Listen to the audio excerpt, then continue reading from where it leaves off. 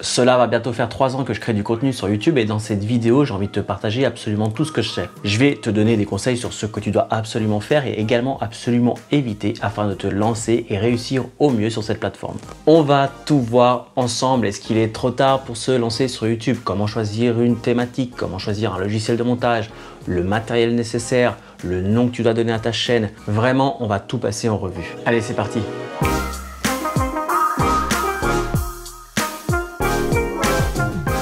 Hello, c'est Nico, j'espère que tu vas bien. Bienvenue sur ma chaîne où j'aide les créateurs de contenu éducatif à développer leur audience sur YouTube et convertir cette audience en clients. 2020 a été une année particulière pour tout le monde. Ce changement nous a forcé à nous adapter et du coup j'ai reçu beaucoup plus de questions que d'habitude concernant YouTube et la possibilité d'en faire une carrière. En effet, je constate qu'il y a énormément de gens qui sont en pleine reconversion professionnelle et qui souhaitent justement utiliser YouTube pour démarrer un nouveau business en ligne. Se lancer sur YouTube est devenu quelque chose d'envisageable, peu importe l'âge que l'on peut avoir et peu importe le domaine d'activité qu'on souhaite exercer. En effet, le type de vidéo qu'on peut retrouver sur cette plateforme n'est plus simplement composé de contenu divertissant, mais on y retrouve également du contenu éducatif comme sur ma chaîne. Accroche-toi, regarde la vidéo jusqu'au bout parce que je vais absolument te partager tout ce que je sais, tout ce que j'ai pu acquérir comme expérience durant ces 3 dernières années. La question qui revient vraiment le plus souvent est: est-ce qu'il est trop tard pour se lancer sur YouTube? Alors effectivement, si tu t'étais lancé il y a 10 ans, il y a de fortes chances qu'aujourd'hui tu aies des millions d'abonnés. Mais ça ne veut pas du tout dire qu'il est trop tard pour te lancer aujourd'hui. Déjà parce que ce qui marchait il y a 10 ans en arrière ne fonctionne plus du tout aujourd'hui de la même façon. YouTube est un média et comme chaque média, le contenu évolue constamment. Je dirais même que te lancer aujourd'hui t'offre un certain avantage. En effet, finalement, peu importe la thématique que tu veux aborder sur YouTube, il y a de fortes chances qu'il y a déjà une chaîne qui fonctionne déjà dans cette thématique. Du coup, tu vas pouvoir étudier et analyser quelles sont les vidéos qui marchent et quelles sont les vidéos qui ne marchent pas sur ces chaînes. Ça te donne l'avantage de pouvoir comparer ce qui existe déjà. Toutes ces chaînes qui existent depuis des années, elles ont subi plein de flops. Elles ont créé du contenu qui a forcément à un moment donné pas marché. Donc toi, tu arrives et tu es capable tout à fait de voir ce qui marche ou ce qui ne marche pas dans ce domaine. De plus, il y a de fortes chances qu'une personne qui recherche quelque chose sur YouTube va regarder plusieurs vidéos toujours sur la même recherche parce qu'elle a envie d'avoir un maximum d'infos. Donc ce n'est pas parce qu'une vidéo existe déjà que tu ne peux pas créer une vidéo sur le même sujet. C'est ta personnalité, ta façon de créer du contenu qui te rend unique et qui rend unique ton contenu.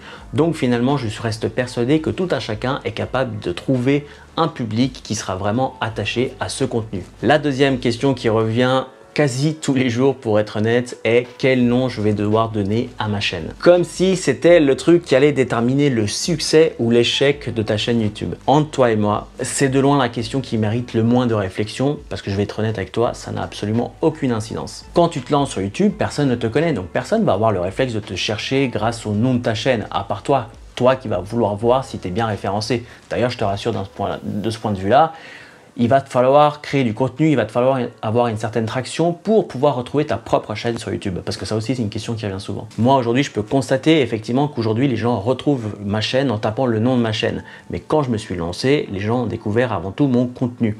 Donc, c'est davantage les titres qu'on va travailler et non pas le nom de la chaîne. Néanmoins, dans le but de t'éviter une grosse migraine par rapport à ce choix de nom de chaîne, je vais te donner un conseil très simple. Si tu crées du contenu éducatif comme moi, mets simplement ton nom et prénom. Je trouve simplement que la façon la plus simple de créer une connexion entre toi et ton audience est tout simplement d'être toi-même. Donc avoir un nom à ton propre nom, ça a tout simplement son sens. Au contraire, je ne suis pas forcément fan des gens qui se cachent derrière une fameuse société qui n'existe pas alors qu'ils sont tout seuls derrière leur caméra en train de se filmer dans leur chambre à coucher comme moi en ce moment. Sois toi-même, sois transparent et authentique. Commence pas à t'inventer un personnage parce que tu as peur de ne pas être crédible sur YouTube. Moi, dès le début de cette chaîne, j'ai pleinement assumé qui j'étais, où j'en étais et au contraire, je pense que c'est l'évolution de où j'en étais et où j'en suis aujourd'hui qui peut inspirer les gens.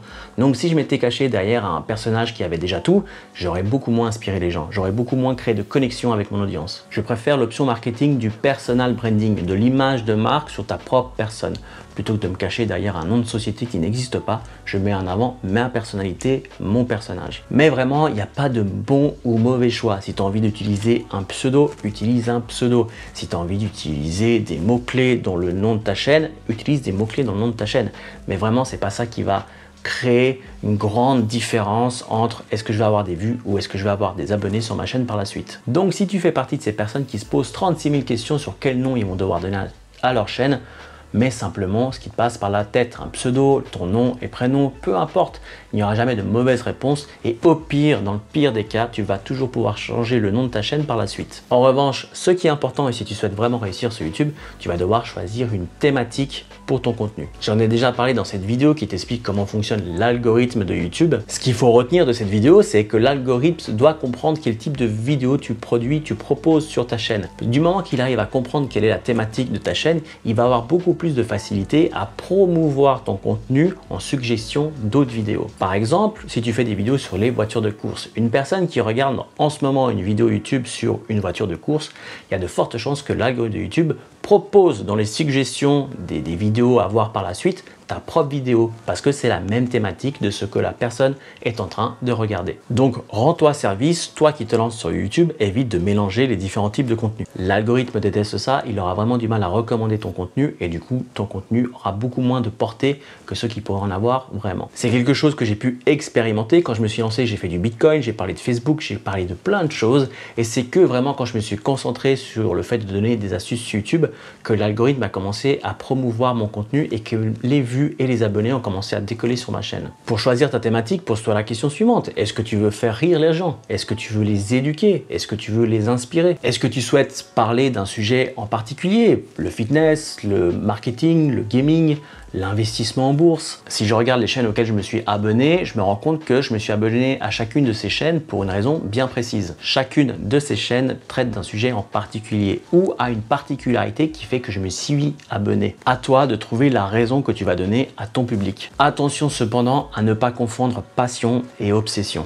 Dans l'une de mes vidéos, j'ai clairement dit que tu ne peux pas te contenter de créer le contenu qui te passe par la tête. Tout le monde s'en fout de tes vidéos de vacances. Tout le monde s'en fout de te voir jouer à un jeu vidéo. Tout le monde s'en fout de savoir ce que tu as fait ce week-end.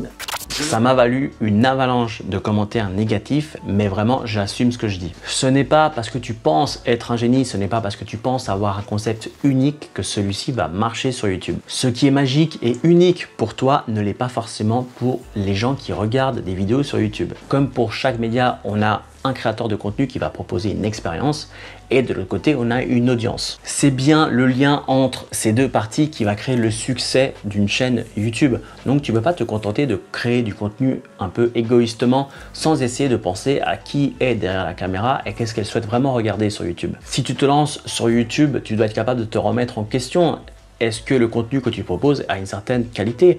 Est-ce qu'il y a des vidéos qui ont marché plus que d'autres sur ta chaîne? Si oui, essaie de comprendre pourquoi ces vidéos ont mieux fonctionné qu'une autre.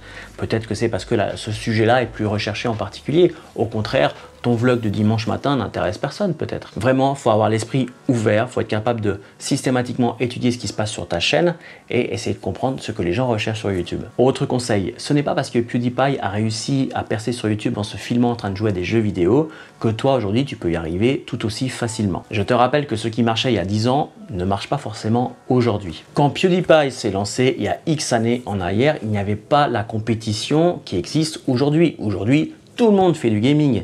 Donc, quand tu te lances dans un domaine qui est déjà saturé au niveau de ton contenu, tu vas devoir trouver un angle d'attaque un peu différent. Tu vas devoir trouver quelque chose qui te rend unique. Certains arrivent à se démarquer, mais ce n'est jamais du jour au lendemain. Donc vraiment, accroche-toi si tu souhaites absolument traiter cette thématique-là. Accroche-toi à créer du contenu pendant vraiment des mois, voire des années. Mais vraiment, si tu souhaites augmenter les chances d'avoir une certaine traction dès le début sur YouTube, je te conseille de te focaliser sur une thématique bien précise et de t'y accrocher le maximum de temps. Tu donneras ainsi une bonne raison aux gens de s'abonner à ta chaîne parce que tu seras le gars, la fille qui parle de ce sujet en particulier. Ok, tu es maintenant prêt ou prête à te lancer sur YouTube, tu as choisi un nom de chaîne, tu as choisi une thématique, il te reste plus qu'à créer du contenu. Parce qu'on va pas se mentir, une chaîne YouTube sans contenu, c'est moyen. Niveau matériel, voici tout ce dont tu as besoin pour te lancer sur YouTube. Voilà, c'est l'iPhone, c'est un iPhone 6 je crois. C'est ce que j'ai utilisé à mes tout débuts sur YouTube. Aujourd'hui, quasi tous les smartphones te permettent de filmer en HD, voire en 4K. Je reste persuadé que peu importe le smartphone que tu as sous la main, il sera nettement suffisant pour créer du contenu sur YouTube. En revanche, je te conseille d'investir assez rapidement sur un micro afin d'augmenter la qualité audio de tes vidéos. Car bien que la qualité vidéo des smartphones est largement suffisante, la qualité audio ne l'est pas. Je trouve qu'elle fait vite assez amateur. De plus, si comme moi, tu te filmes dans une chambre, il y a de fortes chances que tu aies de l'écho et que ton entendre un certain bruit. Et c'est complètement normal parce qu'il y a toujours une distance entre ta bouche et la caméra, ce qui fait qu'on va entendre un certain bruit. Plus la bouche est proche de ton micro et moins il y aura de bruit. Moi, c'est pour ça que j'ai acheté ceci. Voilà, c'est un petit micro-cravate qui me permet d'avoir une qualité de son irréprochable. Ce que je peux te recommander est ce micro de la marque Rode. Vraiment, le rapport qualité-prix est exceptionnel. Ce micro coûte environ 50 € sur Amazon, mais ça va vraiment grandement améliorer la qualité de l'audio de tes vidéos. Donc c'est ce que j'ai utilisé pendant presque 2 ans. Pour la lumière, tu peux tout simplement commencer avec la lumière du jour. L'avantage est qu'elle est gratuite, l'inconvénient c'est qu'elle a tendance à changer. Donc on va remarquer une certaine variation de la luminosité dans ta vidéo et ça fait un peu amateur. Mais encore une fois, si tu n'as pas forcément le budget, ça peut être une très bonne option. Par la suite, tu vas pouvoir investir dans un projecteur. L'avantage, c'est qu'ici, tu vas pouvoir contrôler l'intensité de cette lumière. Moi, j'utilise depuis le tout début de ma chaîne ce ring light qui coûte aujourd'hui environ 70 € sur Amazon. Par la suite, je pourrais éventuellement envisager quelque chose de beaucoup plus professionnel.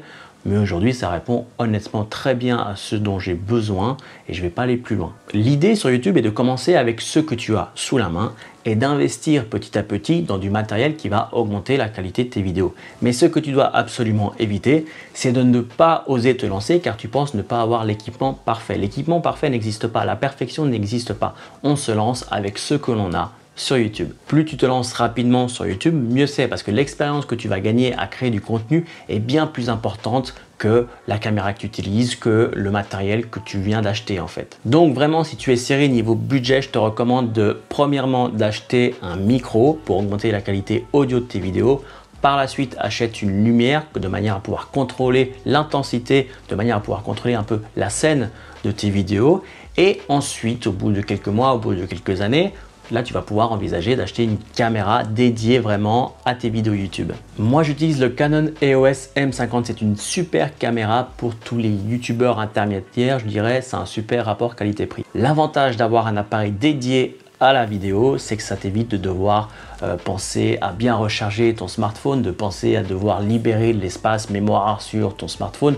Là, tu as une caméra qui est dédiée, elle est tout le temps là, elle est toujours branchée sur le trépied, tu n'as plus qu'à appuyer sur on et c'est parti. Maintenant que tu t'es filmé, tu vas devoir monter ta vidéo. Qu'est-ce que ça veut dire? Tu vas devoir la retravailler pour mettre des effets, pour enlever toutes les phrases où tu as pu te tromper, etc., etc. Le but du montage vidéo est de prendre la vidéo brute et d'en faire une version beaucoup plus jolie qui sera beaucoup plus appréciée sur YouTube. Alors, il existe des applications qui te permettent de faire du montage vidéo sur ton smartphone, mais honnêtement, si tu passes 3-4 heures comme ça par semaine à faire ton montage vidéo, ça va pas être top, sauf pour ton physio. Néanmoins, si tu n'as pas d'autre alternative de faire du montage vidéo sur ton smartphone, j'ai déjà fait une vidéo qui te présente différentes applications pour faire du montage sur mobile. Pour ceux qui ont un laptop, un ordinateur, sache qu'il existe des logiciels gratuits et payants. Sans trop de surprise, on vit dans un monde où ce qui est gratuit est généralement assez limité et ce qui est payant t'offre beaucoup plus de possibilités, beaucoup plus d'opportunités d'augmenter la qualité de tes vidéos. J'ai également déjà fait une vidéo sur ma chaîne à ce sujet. Ce qui revient le plus souvent pour ceux qui sont sur Mac, c'est iMovie. Lancez-vous avec iMovie. L'avantage, c'est qu'il est gratuit et qu'il fera très bien le café. Et ensuite, vous pouvez envisager de passer sur Final Cut Pro. C'est le logiciel que moi j'utilise. L'avantage, c'est qu'il va me permettre d'aller beaucoup plus loin qu'un iMovie. Notamment, je vais pouvoir acheter d'autres plugins que je vais pouvoir installer dans Final Cut Pro, ce qui me permettent ensuite de faire justement ces petits effets sympas. Tu vois? Bon, lâche-moi maintenant. Compatible Windows et Mac, on retrouve Filmora qui est vraiment très bon en termes de rapport qualité-prix. DaVinci Resolve est le seul logiciel à ma connaissance qui est gratuit mais qui est vraiment très bon. Il faut savoir que DaVinci Resolve est utilisé aussi dans le monde du cinéma.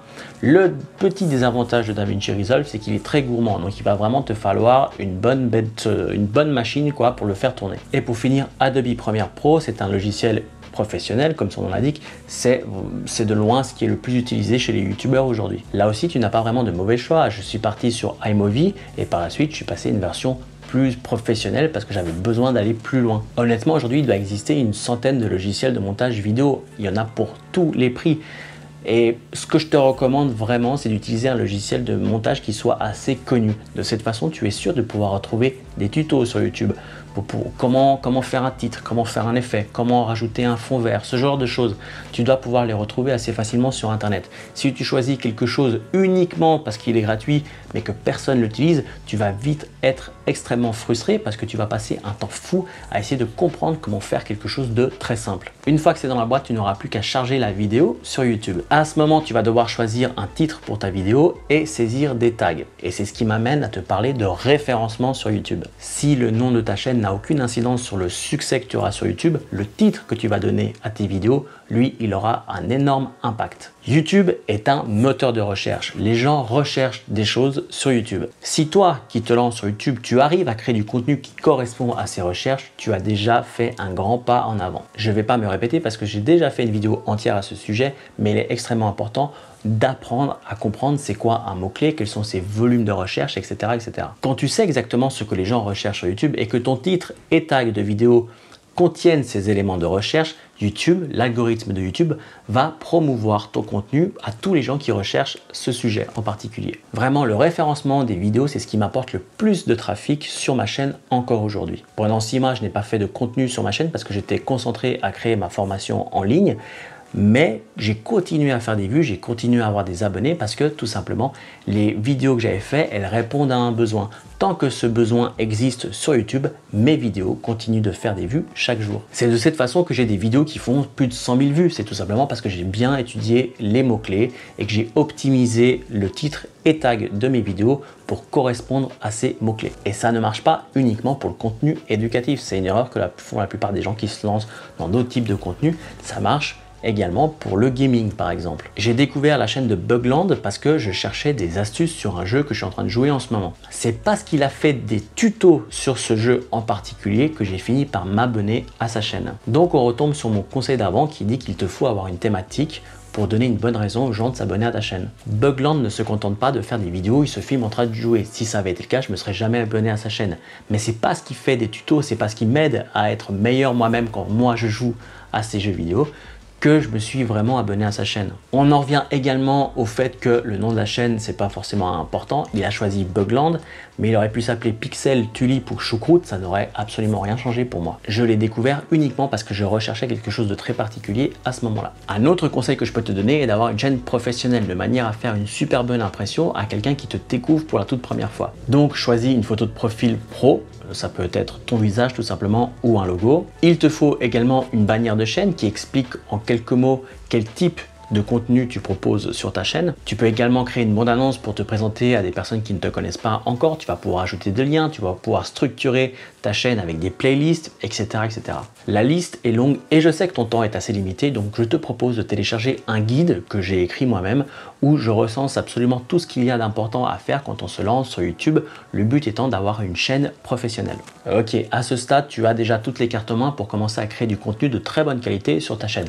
Néanmoins, j'ai encore 2-3 conseils, donc reste encore jusqu'au bout. Quand tu te lances, YouTube ne te connaît pas et donc, comme on a vu, il ne va pas mettre en avant ton contenu. C'est un problème qu'on a tous connu quand on s'est lancé avec 0 vues et 0 abonnés. Du coup, l'algorithme n'était pas du tout en notre faveur. Du coup, une question assez légitime qui revient souvent, c'est Nico, comment je fais pour faire ma pub? Comment je fais pour me faire connaître au tout début? Un truc assez simple qui m'a permis d'avoir mes premiers abonnés sur YouTube était de partager mon contenu en dehors de YouTube, notamment sur les groupes Facebook qui traitaient de la même thématique que moi, ainsi que sur Quora.fr. Quora.fr, c'est un forum où les gens posent des questions.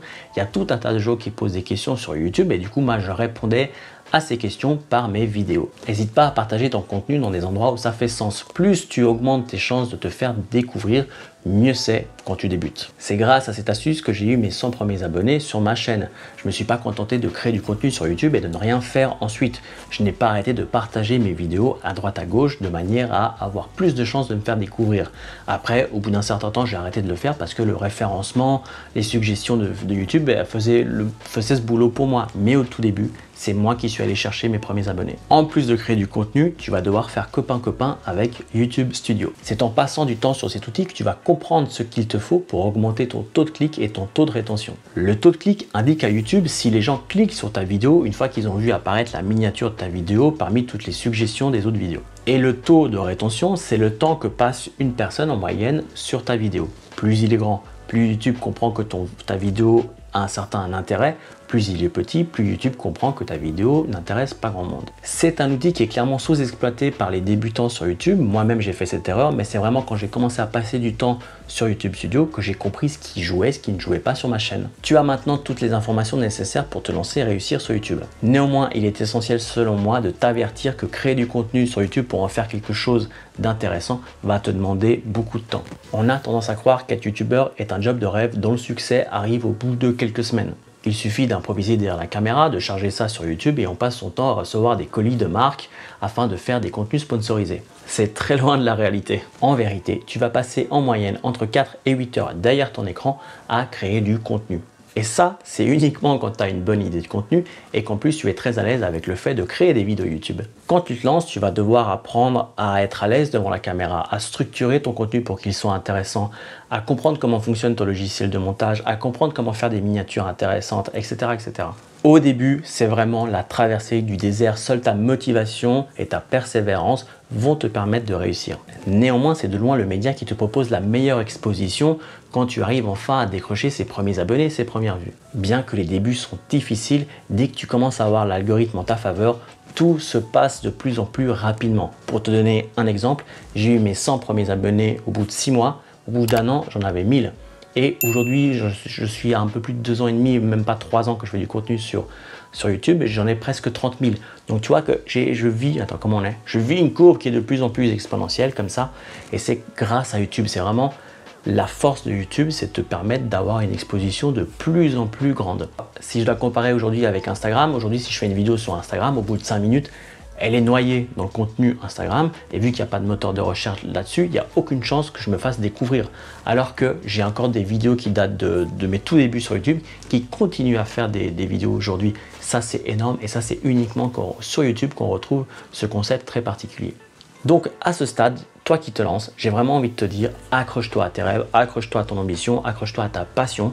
Ça va finir par payer. Au début, ça sera compliqué, mais si tu tiens 3, 4, 6, 1 an, tu vas vraiment avoir les résultats. Tu vas avoir des résultats qui seront au-delà de ce que tu espérais, honnêtement. Maintenant, c'est tout. Je t'ai absolument tout dit, tout ce que j'ai pu acquérir comme expérience durant ces 3 dernières années. Je t'invite à télécharger le guide qui résume un peu tout ce qu'on a vu dans cette vidéo et à aller voir les autres vidéos que j'ai pu mentionner à certains moments durant la vidéo. Tout est en description de la vidéo. Moi, je te dis à la semaine prochaine pour une nouvelle vidéo. D'ici là, prends soin de toi. Allez, ciao.